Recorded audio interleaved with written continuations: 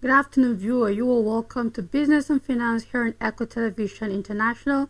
I am Rachel Tanze. Thank you for joining me. Now, we have the Minister of Solid Minerals proving to Nigerians that there is potential in the solid mineral resource ministry, and we are seeing that there is a first transaction, official transaction for gold, and we are seeing that that transaction has pumped in $5 million into the economy. Now, this is applaudable, and we are seeing that President Bola Ahmed Tinubu is extremely excited and happy about this move, seeing the potential of gold mining in the country and what it will mean for revenue generation for the country entirely. Now, let's look at the details of what this transaction is, the scheme, how it started, where it is so far, and where it will take Nigeria to in the nearest future.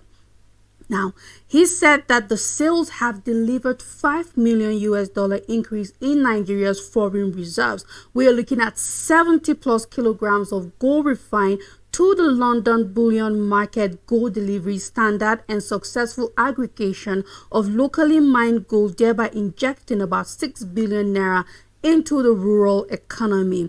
Now, we have Alake disclosing this is while presenting the latest gold bar sourced from artisanal and small gold miners and refined by the Solid Minerals Development Fund to President Bola Tinubu. So this was at the ceremony where we can see the Minister Alake presenting this gold bars to the president, showing the president what we have so far. We are looking at over 70 kilograms of refined gold, refined locally within the shores of this country.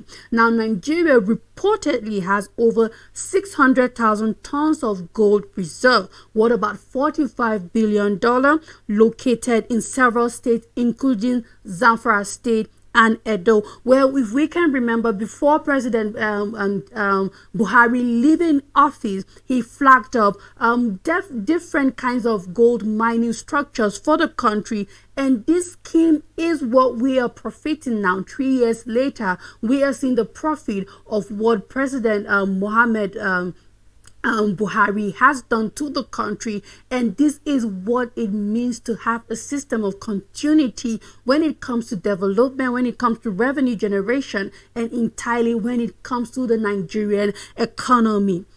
Now, Alake is saying that this marked the first commercial transaction under the National Gold Purchase Program, meaning we've had many other transactions, but this is the commercial one.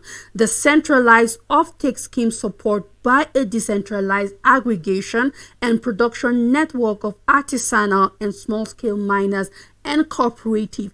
This is local. This is within the shores of Nigeria. It means that we can be in full control of mining in the country. We can be in full control of our solid minerals, and gold is not an exception, where we have seen that certain areas have been flagged up as no free fly. That is what former President Buhari tagged it as. It's not just an area where we can just have illegal mining. It's not a free-for-all mining zone. Now, this is the result of taking care of, just putting our mineral resources in a way that it cannot be easily accessed by illegal miners, so we don't have free-for-all kind of trading or mining, but that the government will be able to curtail and control mining, especially when it comes to gold, looking at the revenue potential it has for the country. Now, our first commercial transaction is giving us $5 billion, and we are looking at just a little bit above 70 kilograms of refined gold.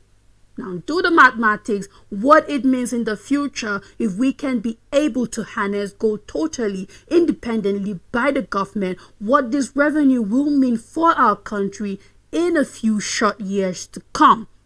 Now, still in line with revenue generation, we are seeing Custom bragging about an increase in revenue generation within 12 months, looking at bringing in over 4.49 trillion naira. That is huge, and this is compared to what was gotten in the previous year, looking at the same time frame. Now, the Nigerian Customs Service announced that its revenue increased rather by 74% to 4.49 trillion naira between June 2023 and May 2024 when compared to what the service collected during the same period in the previous years.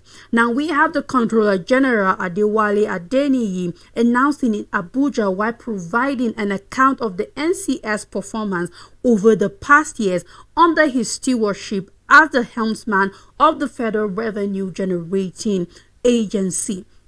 Now, let's look at the outline of what has been collected so far. Now, the key milestone recorded by the service under its constitutionary responsibility, the NCS reported a remarkable 74% growth in revenue collection. Now, that is between June 2023 and May 2024. Now, compared to the 2.58 trillion naira collected during the corresponding period of the previous year. Now, that is, we will take it back to May 2022 to June 2023. So that is of the previous year. Just looking at 2.58 trillion naira, meaning the custom is doing its due diligence to Nigeria and are raking in this huge amount of money. A 70% growth within 12 months is something to be applauded for. And we are looking forward to more milestones recorded by the Customs Service of Nigeria. So yes, we can say kudos to Adeniyi and then looking forward to more revenue generation from the customs in the subsequent years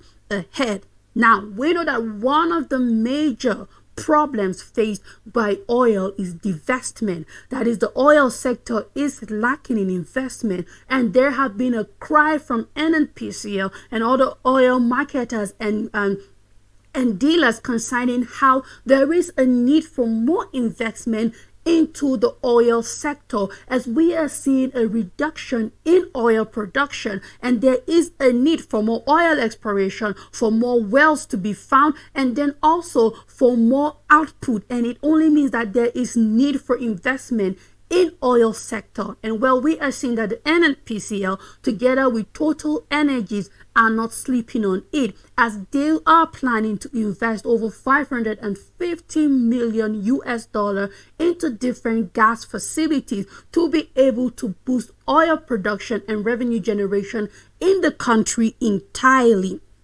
Now, in a significant move to enhance Nigeria's oil and gas production, the NNPC and Total Energies JV has announced $550 million final investment decision for the Ubata Field Development Project. Now, this milestone, according to the NNPC, aligns with President Bola Tinubu's presidential executive order on oil and gas reforms designed to improve the investment climate and position Nigeria as the premier investment destination for the oil and gas sector in Africa. So our bid is not just to be a giant just in West Africa, but you are looking at the entirety of Africa as a whole. Now, the Ubata field that was discovered since 1964, located northwest of the Port Harcourt in the eastern Niger Delta, is projected to produce about 350 million standard cubic feet per day of gas and 10,000 barrels per day of associated liquids. Now, this development will tap into Nigeria's vast gas reserves and support gas supply to Nigeria Liquefied Natural Gas Limited. Now, we are seeing that the government is trying to go into liquefied gas for vehicles to be able to ease the hardship, to also have other revenues generated. Not only are we going to look at the PMS, that is the premium motor spirit, but now there's a need for liquefied gases, and that's why we are seeing that the government is thinking of bringing in CNG buses so that we will have vehicles in the country that use liquefied gases and not only depending on premium motor spirit or diesel and other petroleum liquids. Now, in a statement issued by the NNPCL Limited, the Group Chief Executive Officer of the NNPC, we are looking at Malam Mele Kyari, expressed gratitude for stakeholder support and highlighted the role of the President Bola Tinubu's administration in creating a conducive operational environment. Now we can say thumbs up not only to the NNPCL or the Total Energies Limited, but we can also give a big thumbs up to President Bola Ahmed Tinubu for making sure that investment is geared towards the oil and gas sector, so that there will be a boost in that sector and overall revenue generation will also increase. Now we are seeing that a report from the Debt Management Office is putting Nigerians on their toes, and we have organizations and unions like SERAP coming out and telling the federal government, you know what, we need a count of debt and loans taken by the federal government, as we are seeing that our public debt is up 25%, and by 25% we are looking at 121 trillion naira in total. Now this increase has been an increase of over 24.33 trillion naira, looking at 24.99%. We're looking at 97.34 trillion naira as of December of the year 2023. Now, Nigeria's public debt profile consists of domestic and external debt stocks of the federal and subnational government, that is the 36 states and the Federal Capital Territory. According to the Debt Management Office, the increase was primarily due to new domestic borrowing by the federal government to partly fund the deficit in the 2024 budget, as well as disbursement by multilateral and bilateral lenders. Now, total domestic debt was 65.65 trillion naira, looking at US dollar 46.29 billion, while total external debt was 56.02 trillion naira, and in US dollar we're looking at 42.12 billion. Now, excluding naira exchange rate movement in the first quarter of 2024, only the domestic debt component of total public debt grew from 59.12 trillion naira on December 31st, 2023. So this report is starting from the last quarter of 2023, now up to the first quarter of 2024, where we are having it at 65.65 trillion naira as at March 31st, 2024. Now, the reason behind the increase was from new borrowing to part finance the 2024 budget deficit and securitization of a portion of the 7.3 trillion naira ways and means advances at the Central Bank of Nigeria. Now we know why we are having this deficit increase. This is why we are having our debt profile at 121, because we are seeing a securitization of a portion of the 7.3 trillion naira ways and means. We know how much ways and means loans Nigerians are having at the moment, and then also part finance of the 2024 budget deficit. Now, in line with deficit, we are having our fiscal deficit dropping by 3.4%. Now, it doesn't change what our debt profile means. Now, if you understand what fiscal deficit is, this is an indication of the total borrowing needed by the government. That is, we have our budget and there's a deficit to our budget. What we needed to borrow has reduced by 3.4%. So it doesn't mean we are not going to borrow. It just means that the amount that we need to borrow has reduced by 3.4%, which was 1.10%, what 1.10 trillion naira rather, and now we are looking at 1.07 trillion naira. So before the 3.4% reduction, we were looking at what we need to borrow, that is our fiscal deficit, to be able to finance our budget. We're looking at 1.10 trillion naira. That is as of December 2023. But now moving to January 2024, we are seeing a 3.4% decrease to 1.07 trillion naira. So yes, we still have a fiscal deficit, just that it has gone down by 3.4%. Now, the Apex Bank, which stated this in its economic report for January 2024, however, said that this deficit was 18.6% above the budget benchmark, adding that the lower deficit relative to the preceding month reflected less spending on foreign debt service. According to the report, while the federal government provisional retained revenue in January stood at 487.48 billion naira, its provisional aggregate expenditure was 1.55 trillion naira. Now, the FGM retained revenue declined due to lower realization in January 2024 exchange gain and statutory allocation. At 487.48 billion naira provisional, FGM retained revenue was 1.7% lower than the collections in December 2023 and 47.0% short of the monthly target. Now, the provisional aggregate expenditure of the FGM declined owing to lower recurrent expenditure. So we are looking at a lower recurrent expenditure. Because we are having lower recurrent expenditure, it means what we need to borrow will reduce to finance the rest of the budget.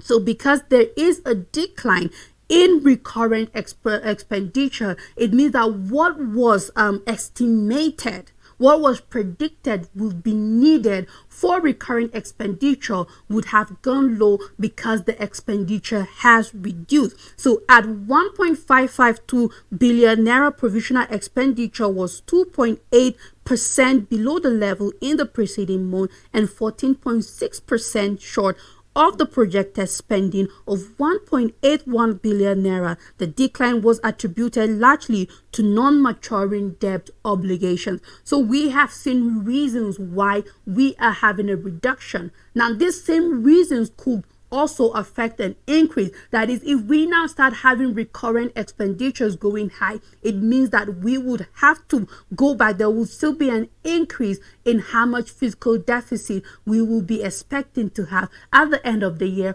or as the 2024 budget runs in and goes through the year. And whatever we mean, and this is a report for the first quarter of 2024, so we do not know what is the recurrent expenditure for the second quarter. We are about going into the quarter of the year, and we do not know what will be estimated or what will be the recurrent expenditures. So yes, we are still not knowing if this percentage will increase or decrease, but as it is now, there's no need. We are no longer at 1.10 trillion naira when it comes to our fiscal deficit, but at 1.07 trillion naira. So we would like to say, perhaps let's plead with the federal government, reduce the expenditure so that our deficit would increase. Thank you for staying with me to the end. This is how far I'll go today on business and finance. Keep a day with me next time. Goodbye.